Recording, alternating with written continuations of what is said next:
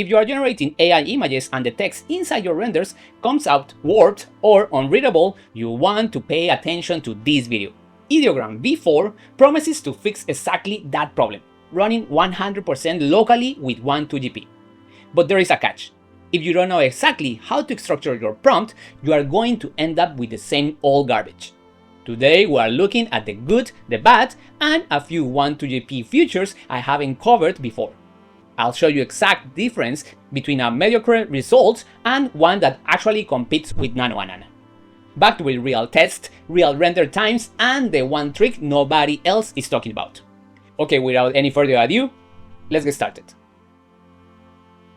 Today, we're looking at a new image generator called Ideogram, specifically version 4, which dropped just a couple of weeks ago.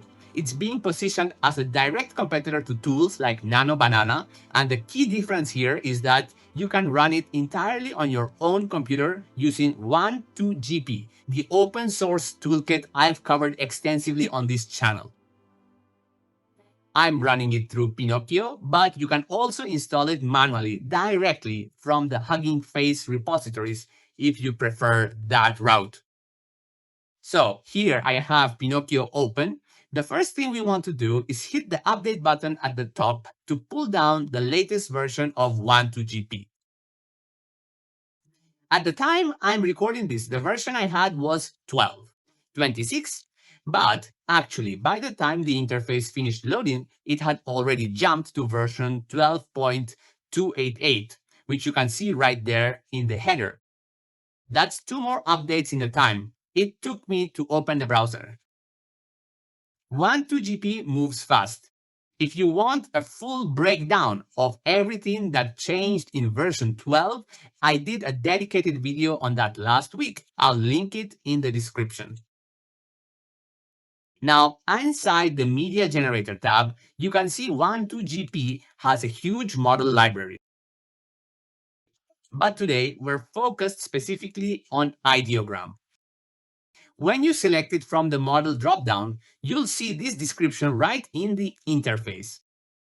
It's an open source, 9.3 billion parameter model optimized for typography, layout control, graphic design, and high-resolution text-to-image generation. That last point about typography is the main selling point. This model is supposedly better than most at rendering readable, well-styled text inside generated images. On the quantization side, you'll notice 2 options in the third dropdown, FP8 and NF4. The rule here is straightforward. If you have more than 8 GB of VRAM, use FP8 for better quality. If you're running low on VRAM, go with NF4. It's a distilled, faster version that trades a bit of quality for lower memory usage. I'm running an NVIDIA RTX 3080 with 12 GB VRAM, so I'm using FP8 throughout this video. One thing worth noting, and this has been the case since version 11 of 12GP. When you see a black square next to a model name, that means the model is not yet downloaded locally. The moment you hit generate for the first time, 12GP will automatically pull the model from Hugging Face. So I'm going to do exactly that. I'll leave the default elephant in a bathtub test prompt as it is and hit generate. The first run will trigger the download. And yes, it's a big download. Ideogram 4 actually downloads 2 separate model files, one at 9.2 GB and another at 8.7 GB. That's roughly 18 GB total, so plan accordingly. Now, I got a connection error on the first attempt. That's because I'm in China and the Hugging Face servers are blocked here. I've already set up a mirror server pointing to a Chinese CDN. If you're interested in how to do that configuration, drop a comment and I'll make a video about it. Once the download finishes, the generation kicks off automatically. Here's the result. A cinematic highway scene with an elephant standing in a bathtub on the back of a flatbed truck. The total generation time for the first image was 12 minutes 28 seconds, but Keep in mind that includes the full model loading time plus the actual inference. For every image after that first one, the model stays loaded in VRAM and runs much faster. The prompt used structured JSON format with a 4:3 aspect ratio, and honestly, the output quality is impressive. The scene composition, lighting, and motion blur on the truck all look exactly as described. Now let's try something more practical. Generating a YouTube thumbnail. I have a set of Nano Banana thumbnail prompts from a previous video, specifically the 3-option format I've explained before, which includes a before, lash, after split screen, a general topic image, and how it's made style. I'm going to paste that prompt directly into Ideogram and see how it handles it. I'll also test the magic prompt feature here. This is Ideogram's built-in prompt enhancer. It can take your plain text prompt and convert it into Ideogram's native JSON caption format, which theoretically gets better adherence from the model. I'll leave the resolution at 280 times 720 to keep the generation times comparable. And before we continue, if you generate videos, audio, or even music using AI, I have some discounts in different platforms at the description of this video. If you want to take a look and maybe you can save some money. Okay, let's continue. The result came back in 3 minutes 36 seconds, significantly faster now that the model is already loaded. The image has good resolution, but you can immediately see the telltale signs of AI generation in the faces. The skin texture looks a bit synthetic, and the overall facial rendering isn't quite photorealistic. Next test. Let's actually see what Ideogram is supposed to be good at: typography rendering inside images. I'm going to write a prompt asking it to generate a YouTube thumbnail that includes the text, "Welcome to Shanghai," in a bold sans serif font in yellow. This is exactly the kind of task where Ideogram claims an advantage over other open source models. The result arrived in about 3 minutes 28 seconds.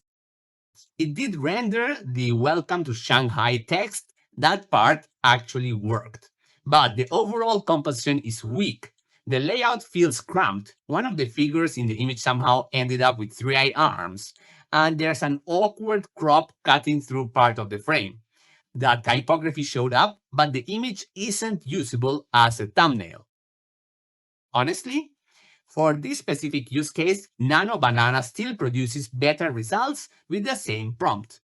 Before moving on, I want to mention a few interface features in 12GP that I forgot to cover in my version 12 overview video. Up at the top of the media generator, there's a row of small icon buttons. The magnifying glass opens the model browser so you can search and download models without leaving the interface. The star or fine-tune button lets you load custom checkpoints and do model refinement on your current selection. There is also a refresh button to reload the model list. All of these make model management much smoother than manually digging through folders. The most useful button I missed is the eye information icon in the top right. Click it and you get the full parameter documentation for whatever model you're using. Now, here is the most interesting technique of the whole video: reverse engineering an existing thumbnail using Gemini. Instead of writing a prompt from scratch, I'll take a real thumbnail, drag it into Google Gemini, and ask it to describe the image in full detail, then convert that description into an ideogram prompt in the correct JSON format. The idea is to use Gemini as a bridge to get a structured prompt that Ideogram's architecture is optimized to follow. I paste the Gemini generated JSON prompt directly into Ideogram. The result is drastically better. It replicated the thumbnail's composition with striking accuracy, the logo placement, the gradient background, the text color, and even the gradient fade at the bottom of the image. It made up its own version of the logo since it has no reference for the actual brand, but everything else matched the original almost exactly. This confirms something important. Ideogram v4 works best when provided with structured JSON prompts, not plain text. When the prompt is detailed and properly formatted, the model complies. When it isn't, you get mediocre results like the previous thumbnail attempt. Now, before finishing up, there are 3 built-in presets: default 20, quality 48, and turbo 12. The number represents the inference step count. Turbo 12 is the fastest, using minimal steps, which is useful for quick iteration when you just want to check the composition. Default 20 is the baseline, and quality 48 is the maximum quality run. 48 steps total, which matches Ideogram's official quality preset. I click on quality 48, and the tooltip confirms the step count right there. You can switch between the 3 instantly without touching anything else. So let's run default 20 with the same prompt we've been using, just to see how much the step count actually matters in practice. Same prompt, same resolution, same seed, only the preset changes. I hit generate. Wow, this is way better than I expected with just 20 steps. The composition is solid. The text color almost exactly matches the original thumbnail. The logo is made up as expected. The model has no reference for the actual brand, but everything else closely follows the prompt. If you specify exact hex color values in your JSON prompt, Ideogram does respect it, which is worth keeping in mind when building prompts for branded content. Ideogram v4 running locally through 12GP is a really capable model. It handles typography within images better than most open source alternatives, especially when using correctly structured JSON prompts. The JSON format is non-negotiable. Plain text prompts yield noticeably weaker results. Generation speed after the first run is solid. The first run will always be slow due to model loading. The main weak points are facial texture. It still has that synthetic, instantly noticeable AI skin quality, and the total absence of image-to-image generation. That is a significant omission if you want to use reference photos to maintain consistency or transfer styles. That is a clear advantage that Nano Banana still maintains. The reverse engineering workflow with Gemini is the real takeaway here. Using Gemini to analyze an existing image, getting the JSON description, and passing it to Ideogram. That combination produces results that are hard to achieve otherwise with a local model. If you want to see how I set up the Chinese mirror server for Hugging Face, or how I build these JSON thumbnail prompts, leave a comment below and I'll cover it in a dedicated video. Okay, and that's it for this video. If you like it, please thumbs up, subscribe to my channel, activate the bell so you get notifications of my new videos, and if you made it this far, I invite you to watch this other playlist with more AI tools. See you guys next time. Bye bye.